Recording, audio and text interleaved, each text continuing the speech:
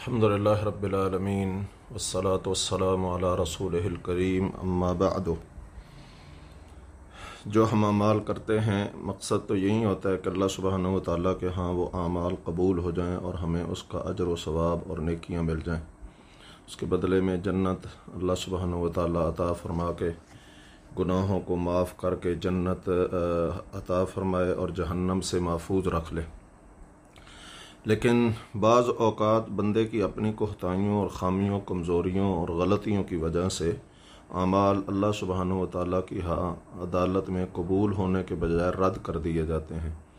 جیسے اللہ سبحانہ و تعالیٰ نے سورۃ غاشیہ میں فرمایا ہے کہ عاملۃ ناصبہ، کتنے لوگ عمل کر کر کے تھکے ہوئے آئیں گے لیکن تصلیٰ نارا حامیہ، جائیں گے جہنم کی بھڑکتی ہوئی آگ میں۔ اس کے کئی ایک اسباب ہو سکتے ہیں کہ اعمال کیوں رد کر دیے جاتے ہیں، جن میں سے کچھ بندے کی اپنی کوتاہیاں، خامیاں، کمزوریاں اور عملی کمزوریاں ہوتی ہیں، یا پھر ایسے گناہ بندہ کرتا ہے جن گناہوں کی وجہ سے بعض اعمال ضائع اور برباد کر دیے جاتے ہیں۔ قرآن و حدیث کے اندر اللہ سبحانہ و تعالیٰ نے اور نبی کریم صلی اللہ علیہ وسلم نے ان اعمال کے بارے میں نشاندہی فرمائی ہے کہ جو بندہ گناہ کرتا ہے اور ان گناہوں کے سبب نیکیاں ضائع ہو جاتی ہیں۔ اسی طرح اللہ اور اس کے رسول صلی اللہ علیہ وسلم نے اس سلسلے میں یہ بھی رہنمائی فرمائی ہے کہ وہ کون سے اعمال ہیں جن کو اختیار کیا جائے جن سے نیکیاں برباد ہونے سے بچ جائیں۔